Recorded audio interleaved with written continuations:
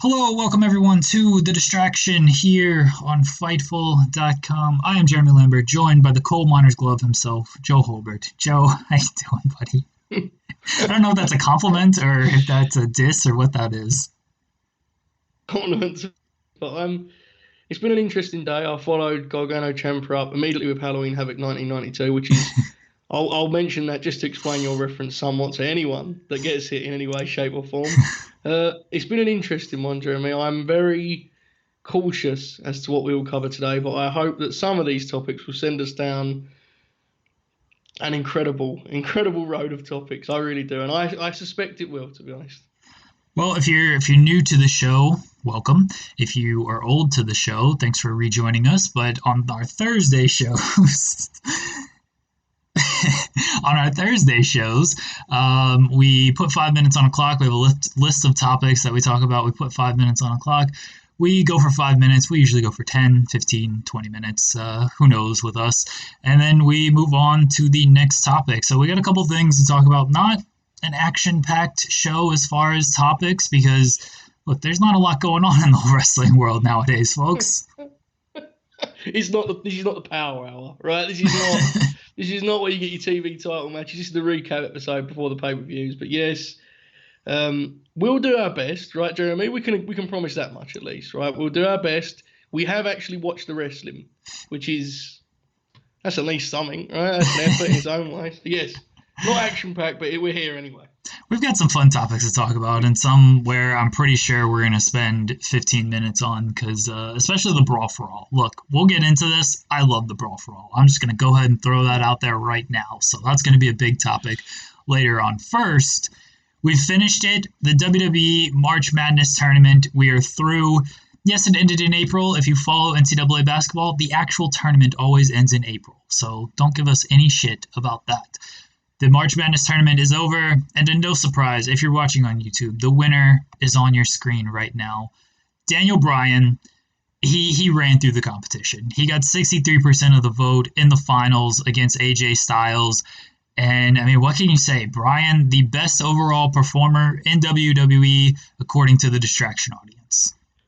I actually think, while you suspected about the burial of AJ Styles, I actually think his performance probably gave him a late boost. But yeah, this was as to be expected, right? We kind of saw this coming.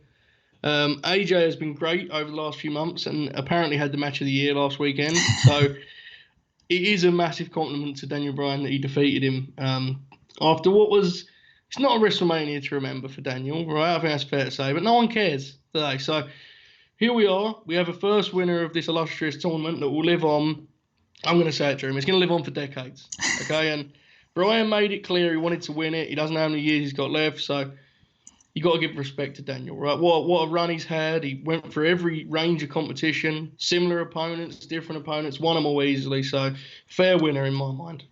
That's true. Bryan, I mean, maybe he's got next year, but after that, if he's not a full-time guy, he might not be in this tournament. So this could be 90, 96, 97 Jordan for Daniel Bryan. He maybe got the two-peat in him, but after that, he's going to retire, go play baseball, go do something else.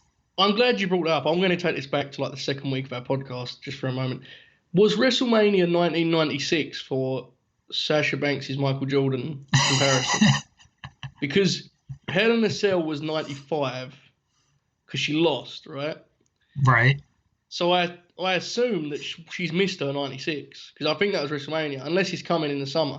These are the questions I have. Anyone that understands this reference, how they're still with us, I have no clue. But I did have to mention it because I was meant to mention it a week ago. I think, look, Jordan had the flu game. I don't know if Sasha she didn't have the coronavirus WrestleMania performance that we needed from her. Wow, that might be the most damning criticism of all. Yeah, true. I mean, I don't want to pick apart anyone's comparisons. You know, we're making up bad ones on here, but the clock's ticking, right? Time's running out on that one. So it's just something to keep your eye out on if you're a long-time distraction viewer. Again, in which case, God, man, what are you doing with yourself? But yeah, if you are one of those, something to watch, something to follow. So congratulations to Daniel Bryan. He wanted it. He he stood out above it. Even if I gave AJ, if he had beaten The Undertaker and I gave him the 10% boost, he still wasn't beating Daniel Bryan. That speaks to the power of this man. I mean, was the 10% thing going to be there even after he used Gallows Anderson and 10 Druids to beat Taker? Yeah, a win's a win. Look, a win is a win. Okay, any means necessary kind of deal, right? Look, if AJ essentially needed to Chris Paul this thing. If he's got to snitch on somebody for having an untucked jersey, the W is the W. It doesn't matter how you get it done. Imagine he did that to the Undertaker. That would be incredible. Yeah, look, that's a fair. In fairness, a boneyard match, it isn't really particularly demanding of integrity or anything like that, right? Exactly. It's a fight to the death, basically. So I understand AJ coming with backup. Did not work though. So the percentages with or without doesn't matter. Unfortunately, it was not to be this year. Maybe next year. There's always next year. Speaking of fights to the death, the last time ever for Johnny Gargano and Tommaso Ciampa, it happened on Wednesday's NXT. It was 40-something minutes long. I guess Gargano won. I don't think there was a pinfall. Maybe I'm misremembering this whole thing, but... No, there was a pinfall, yeah. Oh, was there? Okay. They had the referee. I know the referee was there. Look, it ended with Candice LeRae, Gargano's wife, kicking Gargano in the nuts, but Gargano had a cup on. And then Ciampa, they talked to each other. Candice came back and kicked Ciampa in the nuts, and then Gargano won. Joe, this match, what'd you make of this match? I mean, I mentioned this to you for like 5 seconds before we went on air.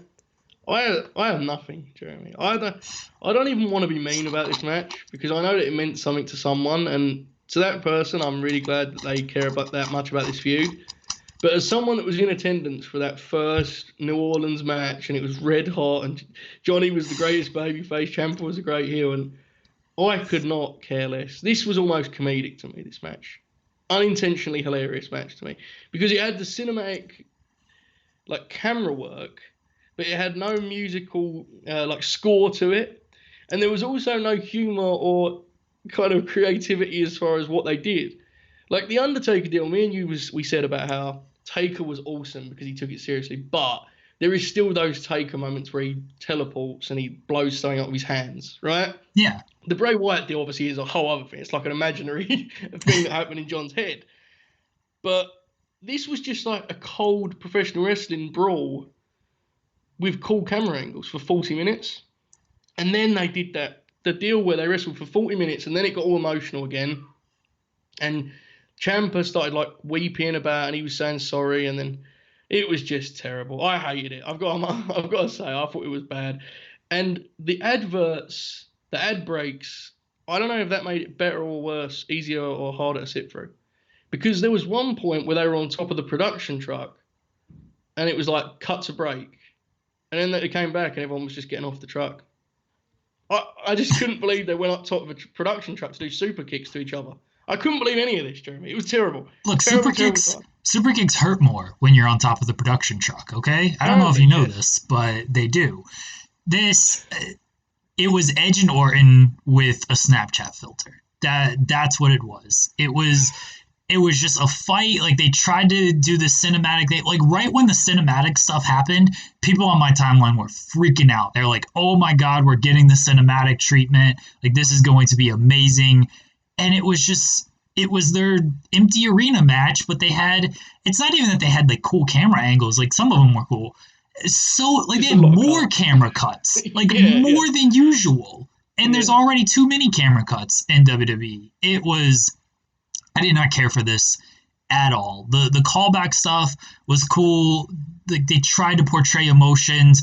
Wrestlers are wrestlers and not actors, or they're failed actors for a reason. Steve Austin, great wrestler. Acting, not very good. Like, look at his movie career. It's just not good. This is why The Rock is so great, because this man actually turned a wrestling career into a bona fide acting career. All these other wrestlers who have tried it. Hulk Hogan, this guy didn't do anything as an actor, although Mr. Nanny was very good. But like, most of these wrestlers they're not good actors. And so when they try to do this, oh, I'm sorry, I love you, this melodramatic stuff, it does not work. And without a crowd, like this was a match that needed a crowd to just chant "This is awesome" and to really pick it up and stuff. Like it needed Morrow going crazy and telling you how great this stuff is to watch, but it did not work in this empty arena stuff. And they tried really hard. It was not for me at all. Yeah, I mean, I want to mention the callback thing because this is a fascinating element of match series that I find very intriguing. So there is a way of doing callbacks that is very subtle and woven into the fabric of a match. Like, for an example, and this is not me trying to sound snobbish in any way, shape, or form, Jeremy, but the Okada-Tanahashi series did that amazingly well. They would put stuff in the matches that you had to really kind of recall stuff to remember it. In this, it was like you would have to be an insane person not to remember every callback, right? It was like so pronounced and in your face. Do you remember when they did this 2 years ago? Do you remember when they did that? I mean, that's fine, but it's not. It doesn't immediately make it more complex that you remember the matches you had a couple of years ago because we're talking about all these problems with the match. But am I the only one that thinks the story is just broke? It's just inherently destroyed the story because unless I've missed something, it doesn't seem that the story is. Champa appreciates he did wrong, but Johnny still wants revenge. It's like we're now supposed to believe Champa was always in the right or something. I don't understand this. I don't get it. But here we are, 40 minutes later, and they're still very emotional about it. I guess that's the blow-off. Is it or not? I don't know. I mean, they said it was one final time, one last ride, so I would assume that this is the blow-off. It's not going to happen. I don't know what happens with Champa after this. It looks like Gargano's going to feud with Cross and Scarlett Bordeaux with Candice LeRae. So we will see on that. You're right. Like the story got muddled a lot throughout this. Had it ended at last year's Mania, perfect ending. Obviously couldn't because of Ciampa's injury. But then you had the Gargano stuff. Ciampa returns. They team. They hate each other again. Who's the heel? Who's the baby face? It got very muddy after all of this. And look, circumstances, I understand, played a big role. Who knows what the story would have been if they actually just could have filmed normally, gone to take over. Maybe the story would have been the same. Maybe it could have been explained a lot better. They did that whole... Remember they dedicated an episode of NXT, like an hour and 15 minutes, to like giving you the whole Gargano-Ciampa story. And by the end, like, it was really good and well produced and stuff, but by the end of it, you're like, man, it's just a lot, and it's all over the place too. Yeah, and that's the thing. There may be a better understanding than I have, but as someone that isn't following NXT super closely, it's very muddled to me, and I don't really understand which way I'm supposed to view it. Johnny is definitely the heel, though. Like, yeah, it was very clear that he was the heel to me in this match, and obviously the finish is obviously the heel, right? Yeah, I put out there after the match, I was like, well, heel Gargano and Candice against babyface Cross and Scarlett. That's certainly a choice if that's the way you want to go with that. Like, it seems like neither of them are in the correct role in that little pairing. And people were like, oh, well, is Gargano the heel? I was like, he seems to be the heel to me. Like, I don't know how else you could interpret it. Like, NXT likes to do that shades of gray stuff, but not everyone can be gray. No, they can't. But I mean, are we supposed to assume that was a plan? Candice coming back because he had a cup, so I assume it was a plan. Yeah, it was a plan. What a plan it was! I mean, I understand that wrestling swerves, if you analyze any of them, even ones we love, are bad and make no sense. But like when you do a story like this, having them fight for 40 minutes across the whole building, and then she comes in at that point. I mean, it is a little bit of a stretch on the kind of believability of it. And again, is it harsh to be thinking that way? Yes. That's what happens when you produce it like it's a TV masterpiece. That's what happens. I start thinking about it that way, like it's Shakespeare. It's not. It was bad wrestling to me as someone that loved the original part of this feud. My only question, I guess, is was it better or worse than Edge and Orton? It was longer than Edge and Orton. And that's... You know what they should have done? Candice should have kicked them both in the nuts and stood tall, and they should just put the title on Candice. I mean, there's the worst ideas, like kill across the babyface with... Yeah, I mean, I think the finish to Edge and Orton was much better than the finish to this, which is amazing because neither of them are for me in any way. But I don't know. These guys did some crazy stuff too. And for me, it was just the air raid crash from the top of the ring to the floor. You don't need to see that spot works with a crowd going crazy and like this huge pop and everything, and you just kind of like when Gargano or Ciampa hit it on Cole at War Games, and we got the famous Britt Baker shot. Yes. Like it works with the crowd going crazy, and you have like the hushed tones of the crowd or something. Just in an empty arena, it just looks dangerous and it looks like it sucks. And all I could think was, that was stupid. Like, why'd you do that? Yeah, and what I will say for Edge and Orton, I can't believe I'm saying positive stuff about Edge and Orton now just because of what I've seen since. But that's because you heard Bret Hart like the match and you're like, true. Oh, I gotta like this now. It was like a real fight. There was at least a feeling of they just keep throwing each other into things, and that was what it was. This had so much in between talk. Like, not selling. Selling is one thing and awkward enough with no other noise. But this had guys just doing full monologues to each other in between spots. And I understand someone thought it was heavy and interesting. I hated it because with the presentation, it came across so phony and over the top. This is the blow-off is an incredible choice, which I assume it is. As you say, they said it was. So, yeah, it was always a weird decision to me. I never understood it. And the execution, regardless of the empty arena and stuff, I didn't like really any of it. And the match was just everything I disliked about it turned up to 10, basically. This match was, for people who have seen the wrestling episode of South Park, that's what this was. It's a lot of talking. It's a couple of moves, and then it's just more talking and more talking and more talking. If you've never seen this episode, Joe, you got to watch it. Vince McMahon makes a cameo as a South Park character. Never been a South Park guy. Oh, ever. my God. Well, watch this one episode then. Okay. We're going to review this at some point. Next week we'll do a full review. Yeah, sure. I've seen every South Park episode. I'll watch this episode again. Look, I love South Park. Half a world for me. I hope I don't fall too deep into this. Everyone watched the episode. I don't recall the episode name off the top of my head. I think it's literally just like WWF fighting or something. I don't know. But watch the episode. Joe, watch it. Yeah, we'll review the episode next week or for our weekend episode or something. We'll figure it out. But We'll make it a podcast bit so you're not just watching it just to watch it like you did with the Big Show. What a show. Really an in-depth documentation of the industry and the pros and cons of the industry. I'm not going to spoil anything, but you come away with some lessons learned, Jeremy. I'm being honest here. There's a lot of stuff about head trauma and concussions. You didn't expect to see that, did you? Didn't see it coming. And it's in there, folks. It's layered. I'm going to watch this show, mainly because I feel bad that you watched it, and now I feel like I have to do it so we can just talk about it on the podcast.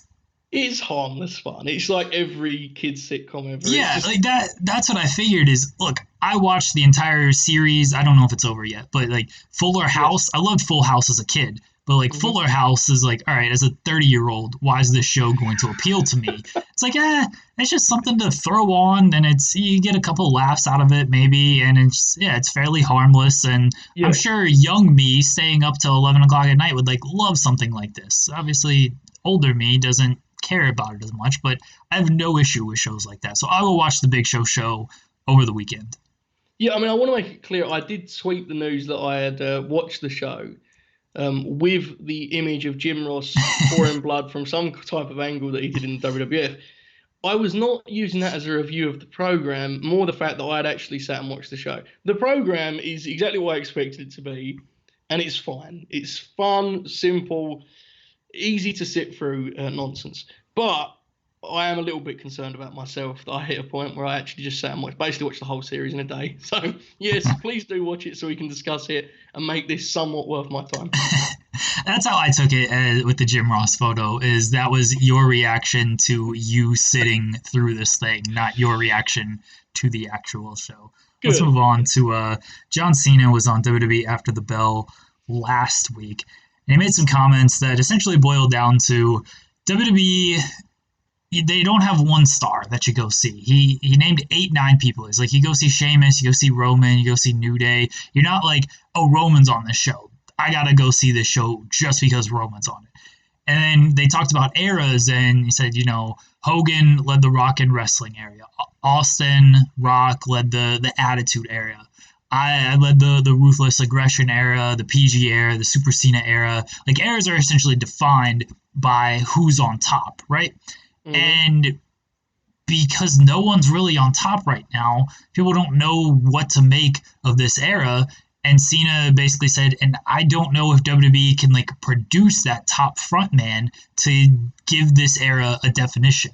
What do you think of Joe's what do you think of Joe's comments, Joe? What do you think of John's comments, Joe?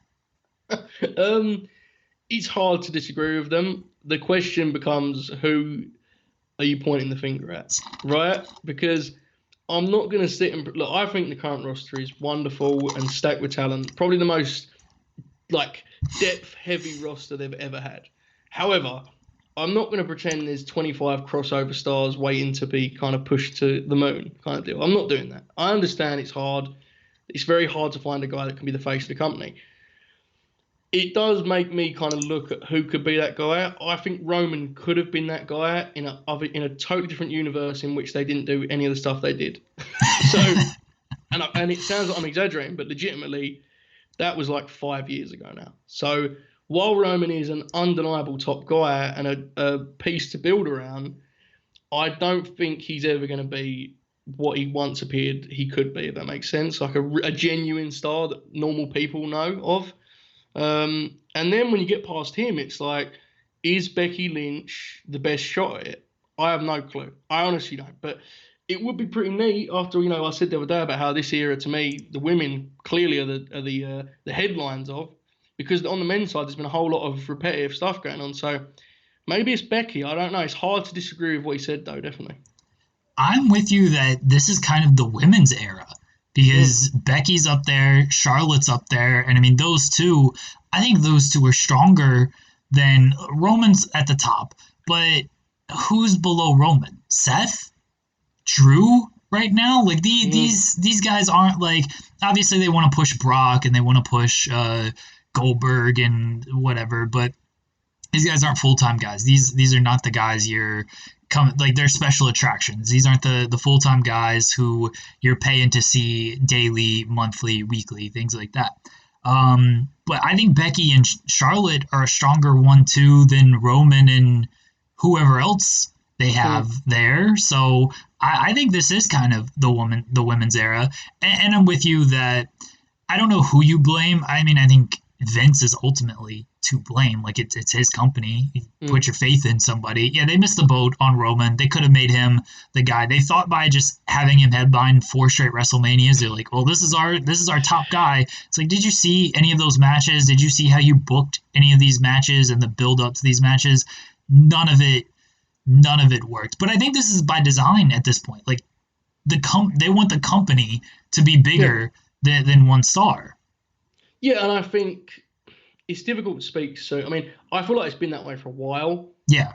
And I think there's a lot of reasons for it. I think Lesnar was a big part of that, which is ironic because now he's the status quo, ironically, right? He's the guy that they never take the belt off of and like they have to go back to Brock. But him leaving when he did, I think definitely changed something there because, I mean, I don't want to whine about the Rhea Ripley-Charlotte deal because it's not that big of a deal. But even that was another example of like they're very hesitant to just go with someone new, right? They are. They like the status quo and they'll take their time with it. They'll be careful with it. I've thought for a long time. I mean, we'll just go full pander in here and make sure we blow up on Twitter, Jeremy, because I genuinely think there's more crossover stars in the women's division, like beyond those two even. I just think there's more there. The characters. I hate the word character in wrestling because it's become kind of an over-discussed matter, but their presentations are more kind of filled out for me. I can't tell you a ton about a lot of the guys. I honestly can't. Like we talk about Bianca Belair and we've spoken about Rhea Ripley. Like they're both, to me, blue chip, like the best of prospects in WWE. I don't think there's any male I would have as high on my draft board that's like brand new to the main roster, that whole scene, as I have those two, if that makes sense. And then you look at the girls that are already there, the women that are already there. I don't think it's just Charlotte and Becky. I think that's just the way it is this era for whatever reason. Yeah, it's when it comes to, I was trying to actually think of a potential male competitor who was like, who would I take? I could build around this person. He's still young over somebody like Bianca and Rhea. Mm-hmm. And there really wasn't a name that like jumped out to me. And I legitimately tried to think about this for this split second. And like the fact that nobody jumped, I'm sure if I thought about it, somebody would come to mind. The fact that nobody jumps out probably says everything it needs to say. You know, people might say, oh, like Adam Cole, Matt Riddle, Velveteen Dream. Velveteen Dream would probably be the closest. Yeah. But even him, I just don't know. Like even his NXT act is kind of, where's he at right now? And this is through no fault of his own. It looked like he was going to be set up for this big takeover match against Adam Cole, and then everything happened. And who knows what would have happened if we actually got that. I've always looked at Dream. Is one benefit of the females is that because they're the first era of women in WWE that are treated as like actual main event acts, genuine main event acts. The benefit of that is we aren't always comparing them back. And that's one of my biggest issues. I'm always doing this, Jeremy. I'm always looking, who is this guy? And I always think with Velveteen Dream, I always see so much Goldust talk. And I think you're better to shoot for him being like a Randy Savage more than a Goldust, because he can be flamboyant, over the top, but you still want to present him as an actual main event star. NXT, I think, has done that well. My concern would be, when he gets up to Raw or SmackDown, are we going to get a Goldust deal, right? Which is more about the gimmick, and that I think would quickly cap him. But I agree with you; he's a good option. There's some dark horses. I mean, to me, this is one that will never happen because I think he's very, very happy with his spot. I think Big E has actual crossover potential. I really believe that. I have for the longest time. At this point, it's hard to see that coming to fruition, but he's one guy that I look at and say, okay, maybe there's something there as an actual top guy. I think they've actually missed the boat with all of New Day. And that seems weird to say because New Day is positioned as one of the top tag teams of the last decade. Kofi did have the title run last year. But as far as like crossover appeal, like Kofi showed he had it when he did win the title, and then they just booked him poorly, and he didn't have great matches. Big E has like always shown that. What Xavier has done with like gaming and up down down and stuff, like it's not bigger than WWE, obviously.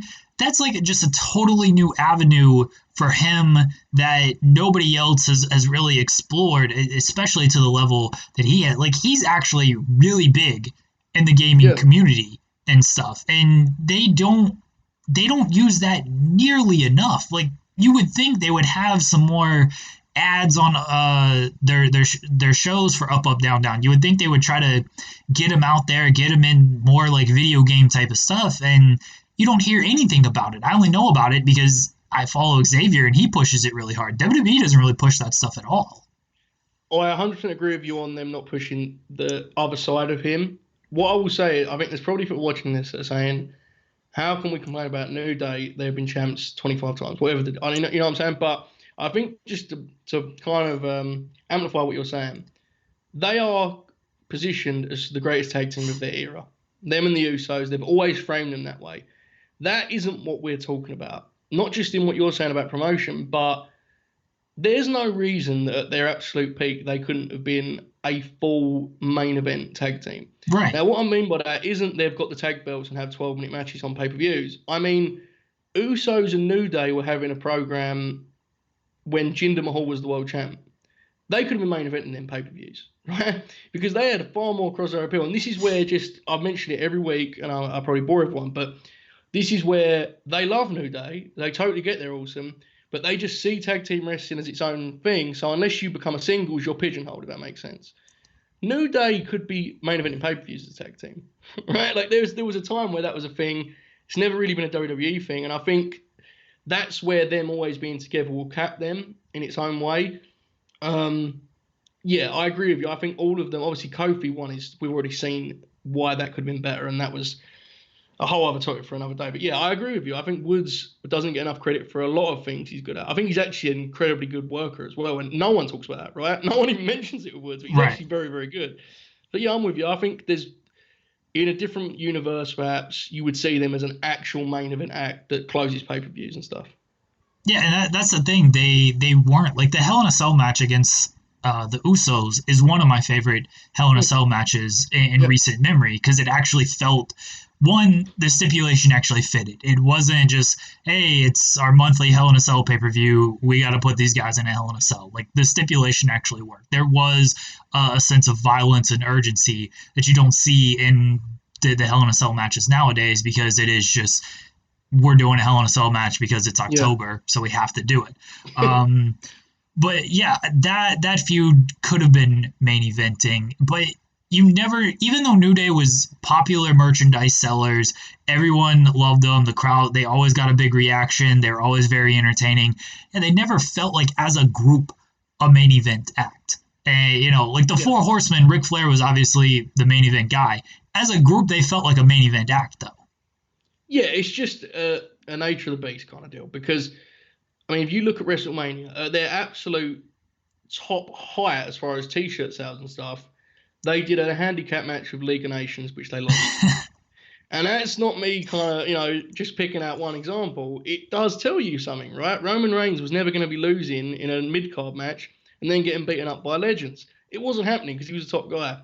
The next year they hosted WrestleMania. The other times they've been in multi-tag matches. All of that's fine. We're just saying that perhaps they were such a great team with such an incredible crossover appeal. They could have been more than that, is basically our point, right? Maybe they could have actually changed how the whole division was viewed, especially when in the same division they had the absolute perfect dance partners, the ultimate foes. It's one of them deals where you have one of the great feuds I've seen in WWE. One of my favourite WWE feuds ever. I'm happy to say that. And I'm still left kind of wondering what happens if it's presented more as a absolute headline act. We'll never know, obviously, but yeah, I'm with you. I think there was always more to do with them before. There probably still is too, to be honest. So that's what Cena had to say. Oh, yeah, Cena, yeah. Yeah, John Cena. That's what he had to say about the topic. And I don't think Joe and I really disagree with his comments. I mean, I don't know if Cena is doing this, what his motivations are. Remember when Drew used to do this all the time? He would be like, oh, the locker room is scared of their own shadows. Like, we need guys to step up and stuff. And it was like a clear directive. Maybe you don't remember this, but he did a lot of interviews about this stuff. And I remember covering them. And it was just the same stuff over about like stepping up in the locker room. Like, guys need to step up. And it was like a clear directive from like WWE and whatnot to try to get everyone to be hungrier. I don't know if Cena is kind of doing the same thing because his comments were similar, and he was like, desperation breeds creativity. Cena legitimately said, there used to be seasonal cuts, and so you were always worried about these cuts, and you had to do more, so you didn't get cut. Nowadays, like, guys are asking for their release and they ain't going nowhere. So because of that, they're not as scared about, like, he said, guys want to be used. Guys want to be in the main event spot, but they don't want to be like the absolute best, is essentially what he said. It's such a tough thing. I mean, you hear it so much that I'm certainly not going to ignore it or dismiss it. It's just hard to gauge. The Moxley interview was interesting in that regard. There's so many different perceptions and kind of reporting on what actually is like, how much freedom you have, right? Some people say, if I give you a script, Jeremy, for Raw, and you change it into your own words, that's fine. Other people say that's the writer fired. Right? So, yeah. I don't know. I can't.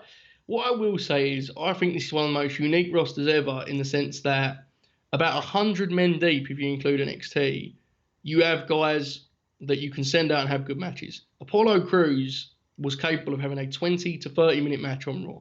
Okay, that's insane. He is nothing on TV. That's not a knock on him. I'm just pointing out that they've never had a roster so deep as far as in-ring ability. I'm not going to pretend there's a bunch of guys I look at and go, top guy. I think there's about 20 to 25 guys that all could be very, very useful in the main event picture. The center of that puzzle, I don't know yet. I don't think it's true. Perhaps it was Strowman a couple of years back. I don't think so. Strowman would have been hard to handle as a face of the company guy. It's very difficult. I totally agree with Cena because he's right. Like, there's very few people that one person you're going to the show for. You buy tickets to WWE, whoever turns up on that circus turns up, right? That's the way it is. So, yeah, it's an interesting thing. I think a lot of people agree this roster's great, but I do think it's worth looking at. Okay, who can be the guy that actually picks up the kind of the crossover mantle and allows everyone else to shine it under that light, if that makes sense. So it'll be interesting to follow. I don't think it's going to happen because, as we said, I don't think they really care for that. They want to be the brand first, and there's probably a good business kind of logic to that decision, actually. Maybe. I mean, you look at the viewership and ticket sales and all this stuff, and it's like maybe it would be better if, all right, we're going to go see this guy. We're going to pay to see this guy. Like, they try to bring back Brock and they advertise Brock for these shows, and he doesn't do anything for the numbers. Like, same with Goldberg. Like, none of these guys pop any kind of like Cena does it because he's not there all the time. Rock did it obviously because he's The Rock. Even Austin has like lost that appeal of because they bring him back so often now, where it's like, all right, Austin's there, whatever, like it's cool, but I don't have the desire to see him. And the guys who are actually there, the main roster guys, like none of them are popping anything. It's like, okay, if Roman's gonna wrestle on this show, it must be Friday. Like there's nothing to it. The problem is, I'm with you 100%, but how do they actually get out of that now? Because Brock isn't a factor anymore as far as business, as you just pointed out. Like, he's just part of it now, okay? So say Drew beat Brock 4 times in a row. Does that then make him a star? Like, how do you actually go about doing it at this point? Because it's been so long. I mean, Cena is now gone. Everyone has to just accept that Cena's not a thing in WWE anymore. It's pretty clear after the last few things he's done that he's happy with that, right? He's ready to go. So it just becomes, I don't know, how do you go about doing that? I think Roman, there was a real window there. I think that's been missed. I just wonder how you break out of, we have 40 really great upper mid-card guys and we're going to interchange them at the top, to, okay, here are 3-4 guys that we are like, these are our guys. Everyone should know they are. I have no clue how to go about doing it, but I think you're right. There's an argument to both sides, obviously. Definitely there is right now.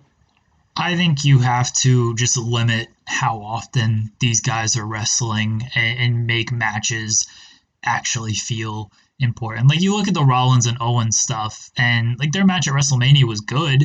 It had maybe the most memorable moment as far as performance center moments go, and it felt like the 100th time they've wrestled each other because they're in these multi-man tag team matches every single week, and like everyone sees this stuff. It's not like the New Japan Road 2 shows where you get all these multi-man matches. Like no one's really watching that stuff. Those shows draw a couple thousand people, if that, and then maybe you watch it on New Japan World. But for the most part, people aren't really checking that stuff out. So when you do get Okada, Tanahashi, and they do wrestle, it feels like a big deal. We're gonna dive more into like the WWE roster. I feel like we've already spent too much time on this, but we had limited topics. We're going to dive more into this in the coming weeks because we are going to do our real sports breakdown of the roster and draft rosters with salary caps and trades and Stippian rules and expiring contracts and player options and all this fun stuff, trade deadlines. Like we're going to map everything out and present WWE real sports here in the coming weeks, but that's for a different show. Let's move on to some AEW stuff. Brodie Lee, he's just Vince McMahon at this point, and Cody has come out and said, yeah, there's parallels, there's similarities, but it's not an outright spoof. That was Cody's words essentially. He said it's not an outright spoof, but he admitted there's parallels and there's similarities. So this is Brodie Lee now, Joseph. He's Vince McMahon, sort of. This is a bummer, man. I hate this. I hate it. I get nothing out of it at all. I remember, God, it feels like years ago, Jeremy, you said to me, how did you feel about the one Vince McMahon line in his debut? And I was like, oh, that's cool. I feel nothing about it. Little did I know that this would be my main talking point just a month later.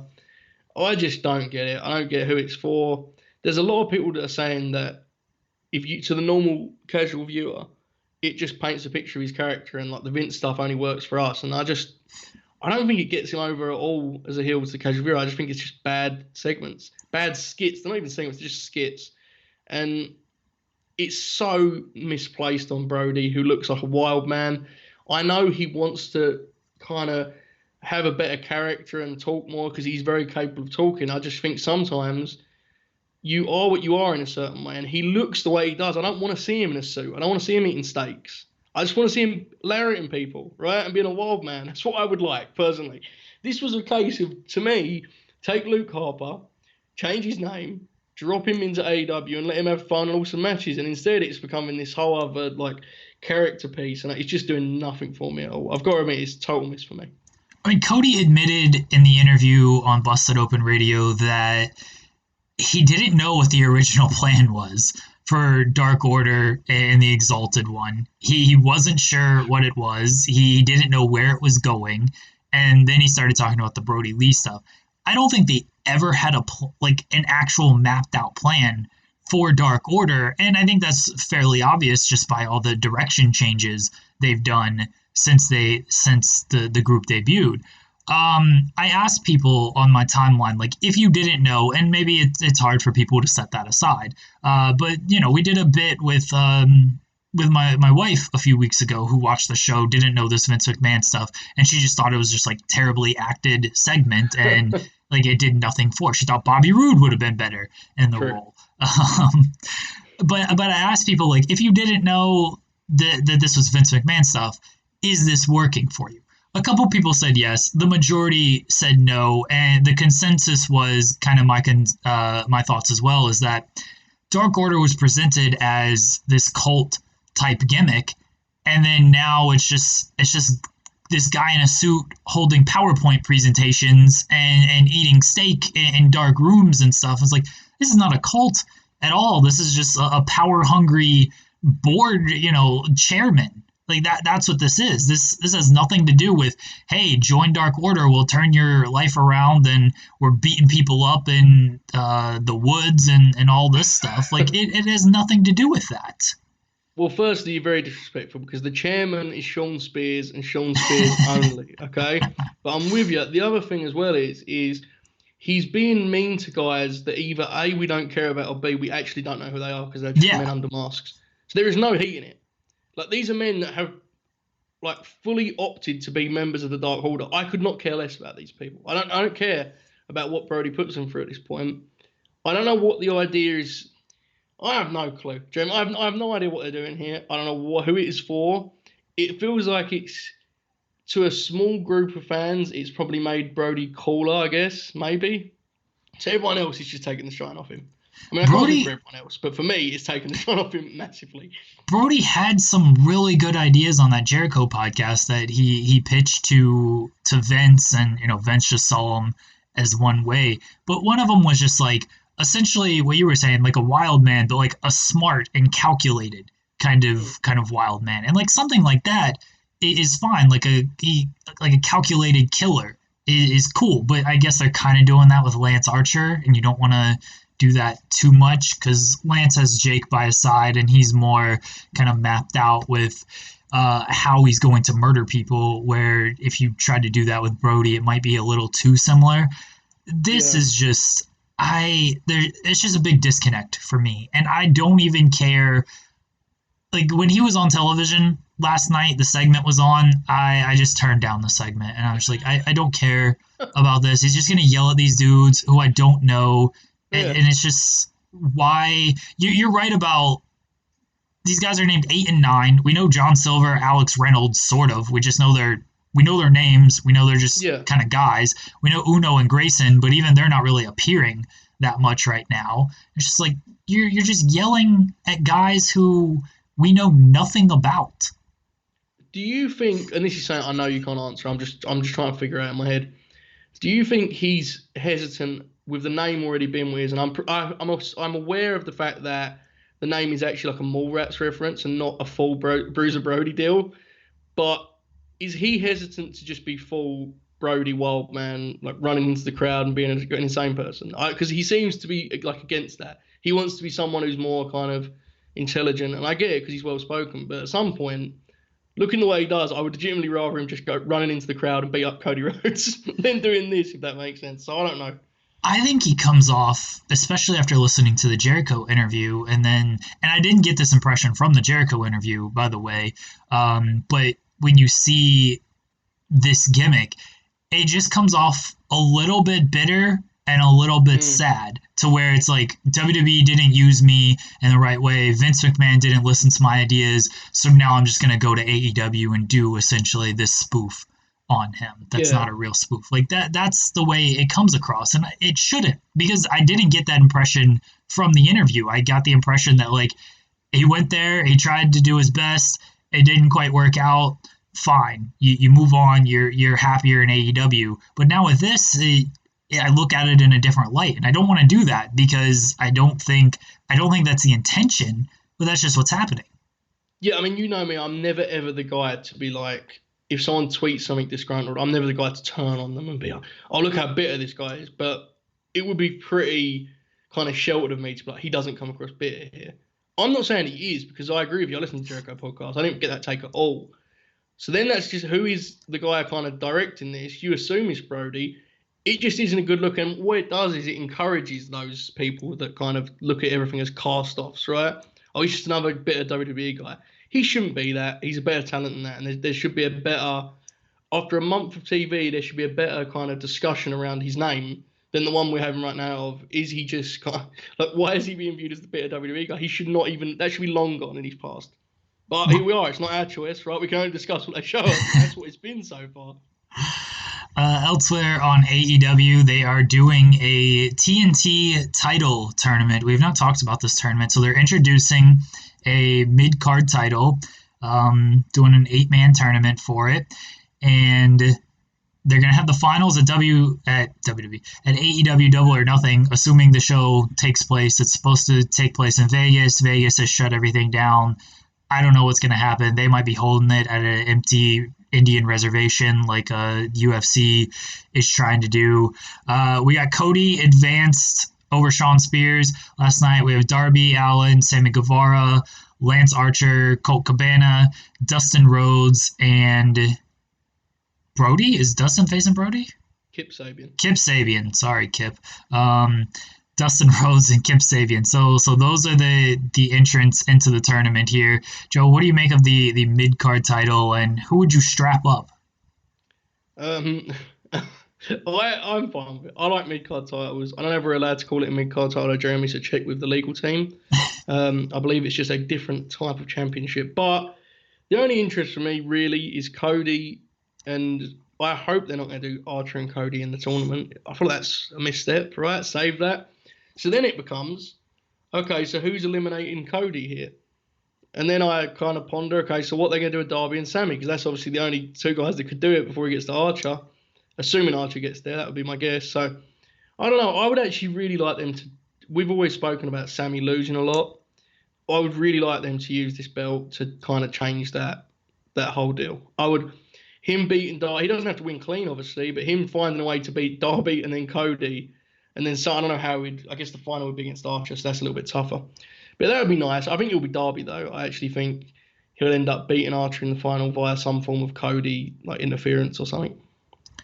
I would like them to put the title on Guevara as well. That would have been my suggestion, but you're right that if he makes it to the finals, he's probably not facing Archer, because you're just not going with that. And then if he's not facing Archer, who else is coming out of that side? Like, you're going to do Sammy and Dustin again? Like, that's not a whole lot there. And Sammy and Colt Cabana, that just doesn't seem like a big match. I feel like it's got to be Cody or Darby against Archer. I don't know if Darby needs the title. And I think that they like him as sort of like this underdog kind of role right now. And I think Archer is just going to kind of run through guys. And I think Archer's going to win the title. And then maybe you start telling that kind of Darby redemption. Because at some point, Darby is going to get the title. It's going to be a thing of he's undersized, he loses, but he puts up a really good fight. He just takes a beating. And when he gets that title, it's going to be that Jeff Hardy moment of, oh man, they finally put the title on this guy. And whether it's the TNT title or the world title, it's just going to be this really big moment. And I don't think they're going to do that quite yet, especially in an empty arena. Like, that's the other thing is I don't know how their booking is going to change with this. You want that Darby moment in front of everybody. You don't want doing that. We saw how flat some of this stuff was at WrestleMania. Like, you don't want to do this stuff if you're AEW. change course, put the title on Archer, let him have it. You want that big moment for Darby in front of thousands. I'm still trying to kind of figure out where Archer fits into the whole AEW picture. Not because of anything he's done wrong, but the idea to me is that he's in the tournament purely because he knows it's his like easiest route to get Cody in the ring with him kind of deal. That's Jake's kind of like storytelling logic with it, which works definitely. And if he has the title, you can go somewhere with that. I just never, guys like him, I never vision them as the mid-card champ guy. That makes sense. Like, and that's why I think we both went to Sammy, because he's like the traditional mid-card heel champ. He's a mid-carder right now. Hopefully he'll be more than that eventually. But Archer's such a big guy. One thing with Archer is, I mean, even though he's a big guy, you're not going to miss out on the kind of good match element for the belt. I mean, he can have some awesome matches. So, yeah, it works, and it probably is the logical choice. And I guess then the question becomes, I mean, I agree with you, Darby as the underdog works. So do you have Darby losing the final to Archer and then figure out the Cody deal later, or do you just do Cody and Archer in the final? See, I don't think Archer needs the belt either. And that's the thing, especially when he's got Jake there being his mouthpiece and everything. I think that it works because I think this is why you do Archer and Darby and you have Archer win, because then Jake can essentially like taunt Cody with it. You can't challenge for the world title. This is the only belt you can come after. You couldn't beat Darby. We killed Darby, and then he basically just taunts him with it. Cody builds up, eventually gets that shot. You go from there, you build it, you do it. With AEW, it's weird because they really do thrive, especially these big shows. They thrive on crowd reactions. Like these shows, I'm not saying these shows are bad, like if they didn't have a crowd, but look at TakeOver. Essentially what WWE gave us with TakeOver were Gargano Ciampa, the women's ladder match, and the triple threat NXT North American title match. If you put those three matches together and said, here's TakeOver, this is the worst TakeOver ever. This TakeOver sucked because none of those matches were like great. There was two good matches and then Gargano Ciampa, which happened. You put those matches obviously in front of a live crowd and you put it with the TakeOver branding, everyone's calling it the greatest TakeOver of all time, I'm sure. With AEW, It's a similar thing where you got to have a live crowd for a lot of these matches. 100%. The more I think about this, and I don't want to go back too far, but are you kind of with me that, and I saw people suggest this at the time, looking at the way the roster is balancing out, when you have Hager chasing Moxley. Now, I totally understand that's not a long-term program. I get it. I'm not a fool. I get this is not like some kind of Jake Hager project. It's just a deal to get a match on TV. But to me, when you have Hager as a top heel for now, and you have Archer with Jake, would it not have been better to switch Brodie and Matt in as far as their entries? Would it not have been better to have Matt as the Dark Order guy and have Brodie as the babyface wild man? So then you have a contrast with Archer. Because I'm with you, now that I think about what Archer is, Brodie as the wild man doesn't really work because that's what Archer is. He's like the wild guy Jim from Japan that's come back to America, right? That's the deal.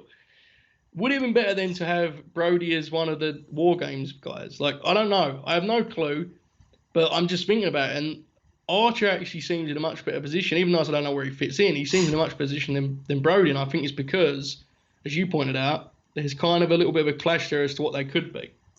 I think they just see Matt on a different level than Brodie, and that's a bummer. It really is. And I think that's honestly what it comes down to is they weren't going to sign Matt Hardy and then put him in this Dark Order gimmick. They wanted Matt to feud with Jericho, to be, he's got the ties with the Young Bucks and everything. So they wanted him as part of that. And they weren't just going to, all right, lead the Dark Order, have a bunch of minions and we'll figure out what to do. I don't know if Matt would have signed up for that. Maybe he would have, because it still would have allowed him more creativity and to be on TV. But I don't know if Matt would have been like, yeah, I'm cool with just doing this Dark Order gimmick that doesn't really have a direction right now, and I don't know who we're going to end up feuding with. Like, I think Matt wanted to go there and actually work with top people. Yeah, this is where there's a disconnect for me, because I think everything you just said is correct, but I would struggle to.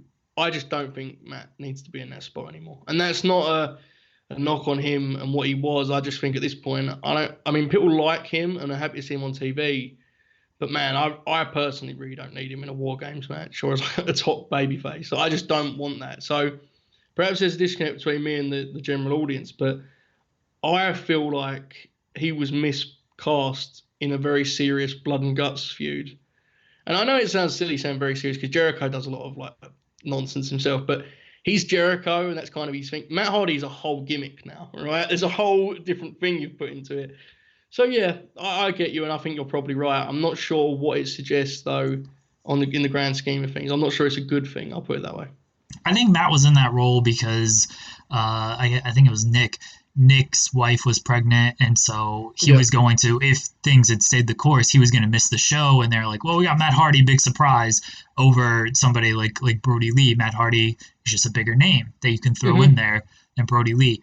I think it was a miscast as well. Like, if you're going to do this blood and guts match, it's got to be actual Inner Circle versus actual Elite. Like, I don't need Matt Hardy just kind of thrown in there for no real reason. Like, I want the actual Elite in there. I think that actually this worked to their benefit because now we can get that match without Matt Hardy, and they might still do Matt Hardy in some aspect, but that's what I think it is. But with Hardy and Brodie Lee and why they're in those roles. Yeah, I think you're right. It's just going to be interesting to me how they phase. I mean, Matt obviously is coming in on top and he's doing a thing with Jericho right away. It looks like they're going to do something individually in this weird empty arena time. So it's just going to be interesting to me how they eventually get him to a position that's more sustainable, because I don't think this is one. I mean, their pay-per-views are consistently good. I don't know if you want, right? Yeah, with the Matt Hardy stuff, they're going to do the Elite deletion, and I don't know how he's going to translate to their actual pay-per-views in front of the audience, because he's not like a great worker anymore. He's really thrived off of the cinematic stuff, and in front of an audience, if you try to go too long with him and don't protect him enough, I don't know how well it's going to work. Yeah, so that's why, I mean, even though we think he's miscast, I guess in that case, the War Games would have been fine for him. He would have come in and done the hot tag deal, and that would be it. But that will be interesting to follow, like where he ends up on the card and where he stays, because on top, I don't think that's feasible for anyone, to be honest. Our last topic, the dark side of the ring. This week's episode focused on the Brawl for All. The actual documentary, I didn't think it revealed anything new. Like, it was cool to hear from Bart Gunn and Draws and Godfather and some behind the scenes stuff with Ross and Russo and Cornette. But the actual Sean Ross Sapp did a story a few years ago on it that's up on Fightful.com that everyone can check out, that kind of laid out all this stuff already as far as why it happened, the injuries, the things that went wrong, the things that were supposed to happen. But I just and the Russo Cornette bullshit on the documentary was stupid, but I just like the Brawl for All just as a fan of stupid things that just go completely awry. Joe, what's your take on the Brawl for All? I mean, I'm with you. It is a level of stupidity, though, that is it does kind of extend a little bit past my reach, because it's just, I mean, I'm with you, okay? I don't want to get into the whole Cornette Russo thing and that whole deal that's been going on forever. We don't have to get into that, but I do have to commend Vince Russo for telling his own side of the story and still making himself the villain. He's truly incredible, and I don't know if the editing was tough on him, but my goodness, he didn't do himself any favors here, right? He kind of sealed his fate a little bit with how he described it. I thought Cornette seemed more mad about it than Russo did. Russo's just like, yeah, I did this to shut up JBL, and like him watching JBL get knocked out and taking some perverse pleasure. And the guy still was very clearly happy. Like, he accomplished his goal. And I think that's all Russo cared. He didn't care about anything else. He's like, I booked this tournament to shut JBL up. He got knocked out. I won. Like, that's Russo's take on it. And I kind of admire that that's how he's going to go about it. Yeah, I mean, I'm glad someone accomplished something with this whole thing, right? I mean, he got something out of it. It's a weird one. I did feel for him in the sense that, like, ending the show with Droz, it was a pretty straightforward way of being like, hey guys, like wrestling is actually like, very, very serious, right? And that was kind of, I think, because they went back to Cornette and he did like the wrap up on that part. Like, that's why I don't like when people do this thing. And it cuts back to Vince and he's like grinning wide at JBL getting knocked out. And he's like, oh, it's just tough. I mean, the Brawl for All is, you probably like it for the same reasons you've loved bad MMA fights, right? It's just bad fighting. I mean, it must be said though, obviously Bart Gunn had nothing for Butterbean. Duh. Makes sense. Like, of course you didn't. No, are you kidding me? If he had brawled and he didn't try to turn into a boxer, he would have knocked this man out. It must be said, though, that man, he landed some serious knockout punches during the Brawl. Guys were out. Like, I had actually forgotten. I mean, I've watched a lot of these many times, more times than I should have. But I had forgotten just how vicious. I remember the JBL one, obviously, but the Godfather one. The Godfather one was nuts. Oh, that was crazy. So, yeah, you know what I did think? I mean, Jim Ross, I love Jim Ross, but I don't know if this painted him in the best way either. Because the truth is, I totally understand the whole thing about it. No one got over and they surely could have done something with poor Bart, right? Yeah. That was my takeaway, which is that surely there was a way to slot him in somewhere. I didn't understand the idea that he had to just sit at home. It seems silly to me. No one got over because they didn't do anything with the one guy who did actually get over or could have gotten over. Like, they talked about, oh, we were going to have Dr. Death win this, and then he was going to go on to this feud against Austin. Like, Cornette's like, you flushed $5 million down the drain with this stuff. Realistically, Dr. Death wins this thing. Austin beats him on some B-level pay-per-view, and then he's in the mid-card doing whatever. He's like, your top stars at this time were not going to be Steve Austin, The Rock, Triple H, Dr. Death, Steve Williams. I'm sorry. Yeah, that was the one thing Russo said that I thought was undeniable when he was like, his prime had gone. Yeah. Because the truth is, this is the great irony of all of it, right? Is that to the general fan that watched in 1998, 1999, whenever it was, Bart Gunn coming out of Brawl for All had the same appeal that Dr. Death would have had coming out of Brawl for All. Yes. Because to them, it would have made no difference. They were just the guy that beat everyone up. If Dr. Death had done the exact same thing, it would have been the same.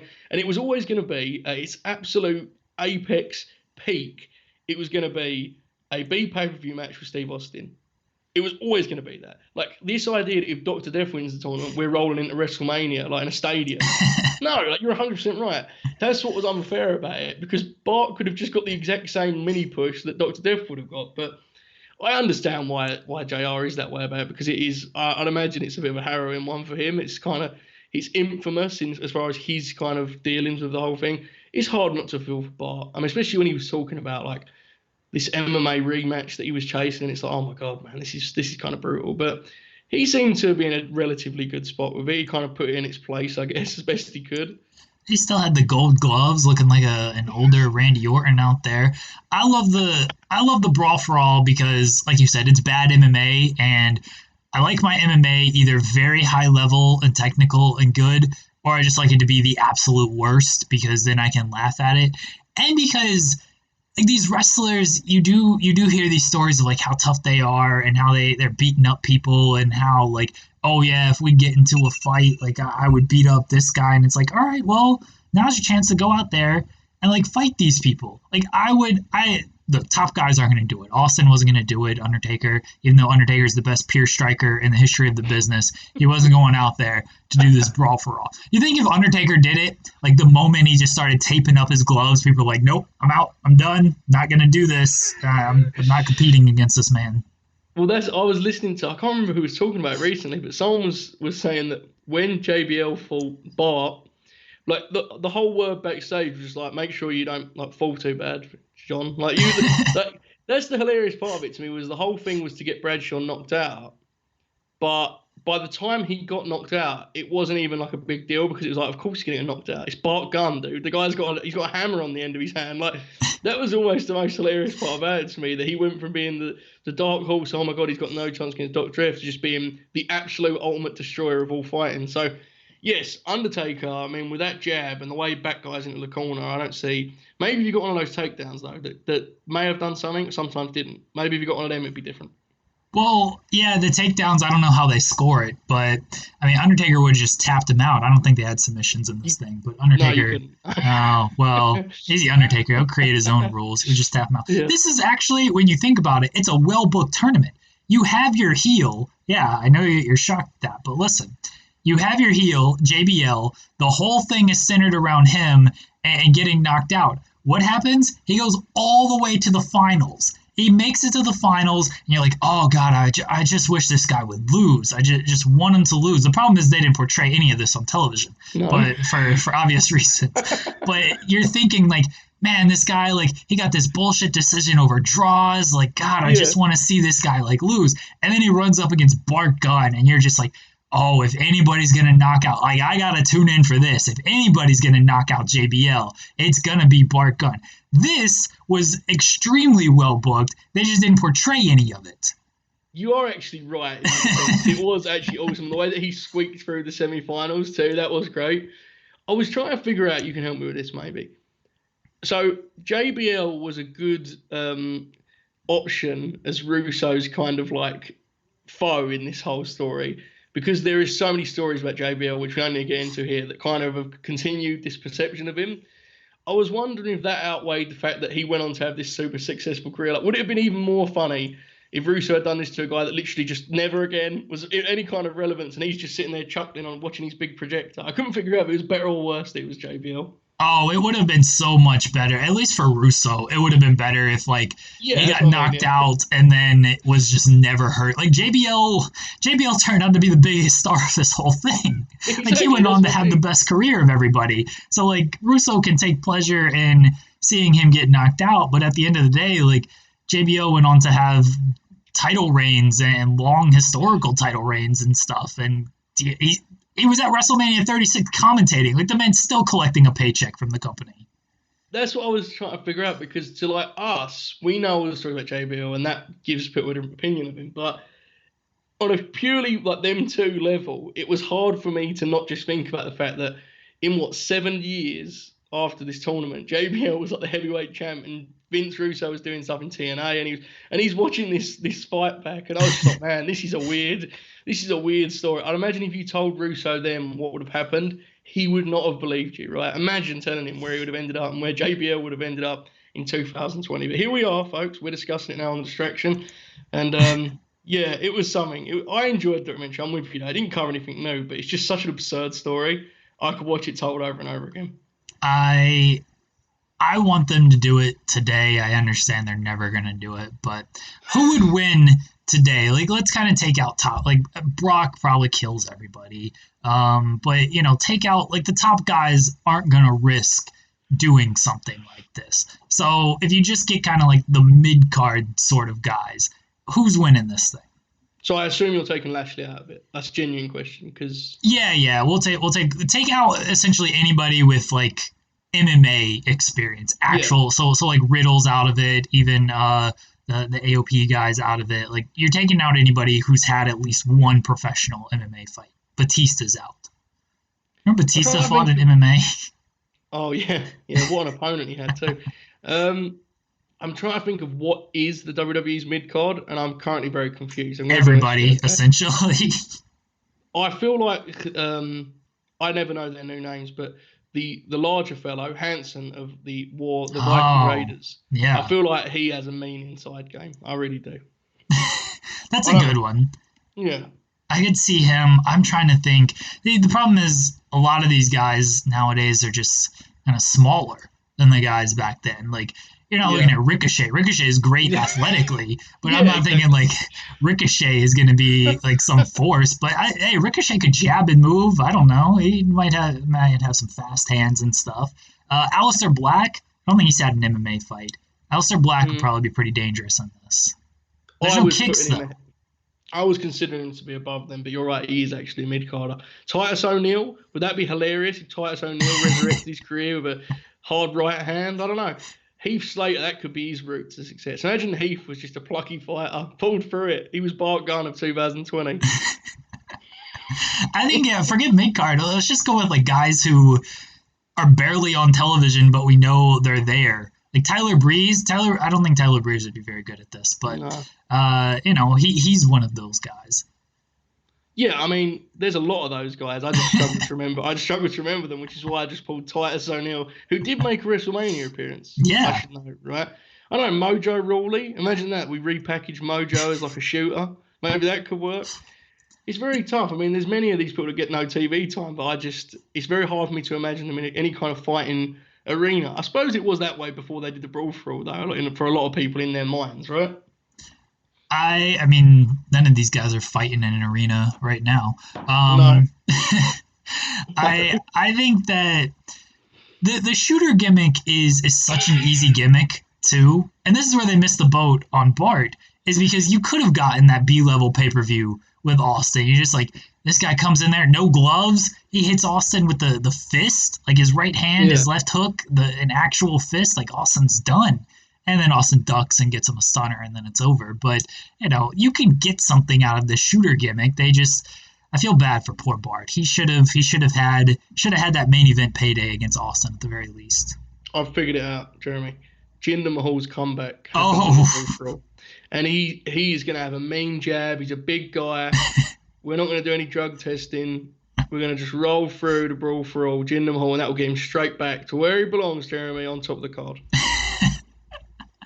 You build shooter gender against Drew. That's money right there. I don't know what brand Gender's on, but they've got history, right? They've got a lot of history, Jeremy. I don't know if you've noticed. I'm going to tell you a new joke, brand new joke. Did you know, Jeremy, that 3MB, the two guys that got released, have been champions since? How incredibly interesting is that fact for you? I didn't. You're going to steal Sean's job with the stats on Fightful, because no one else has said that, right? No one else has said that once. Wow, what an incredible factoid for you. I'm fine with shooter gender. I'm all for this gimmick. It's tremendous. Imagine it, he's like a late replacement, so he steps in like Rocky Balboa. That's gonna wrap it up for us for today, folks. We'll definitely be back next week with two new shows. We might be back this weekend with a new show. We're trying to figure out the new scheduling and things going on in our own lives right now. But Joe, where can the people follow you on Twitter? Well, you can follow me at Joe Hulbert 5. There are no wrestling tweets, only Big Show tweets. Tweet me your opinion of the show. I want to have real in-depth analysis about it. The Brawl for All, you can talk to me about that, but no actual wrestling discussions. I've had enough, Jeremy. I think that's pretty clear after this show. Hit the wall. And if anyone tweets me a GIF of Tommaso Ciampa and Johnny Gargano resting each other's hands on the other, they will be immediately blocked. I'm telling you now, immediately blocked. We didn't actually talk about that spot for good reason. Yeah. We did not talk about that spot for a reason. You're not going to do a big feature on Gargano and Champa? I will not do a big feature for the foreseeable future. That's my announcement on today's distraction. I cannot do it. The empty arena deal is too sad for me. So hopefully, eventually, there's fans back in the building. Otherwise, I'm retired. Just keep doing this show. Yeah. Where did AJ go? He's here. Oh, okay. When I initially picked him, I had the wrong way around, which, I mean, that totally ruined the gimmick again, right? But, yeah, AJ made an appearance today. I thought it was only fair. He did become in as the runner-up in our March Madness tournament, so I thought I'd give him a different kind of shine. I'm sure he's happy with that. And he's alive in cup form, which is always good. He is. Has he gone live yet on the No, he's not tweeted. He's not been on Mixer or anything from what I've seen. So he's playing this up. More power to him. I mean, I will say I was a little bit disappointed. Talking Shop released a new episode with Gallows and Anderson, and it was either recorded before or after, and there was no mention of AJ. So perhaps they thought they fell out over this scenario. Maybe they were upset that they got invited to this.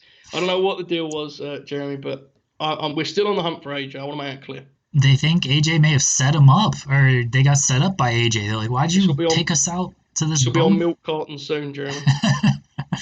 Why'd you take us to this boneyard out here to get us killed by? We didn't talk about his wife. You did. Yeah, and that's the point, right? That was a bad decision on everyone's part. We weren't calling him Mark. You can follow me on Twitter at JeremyLambert88.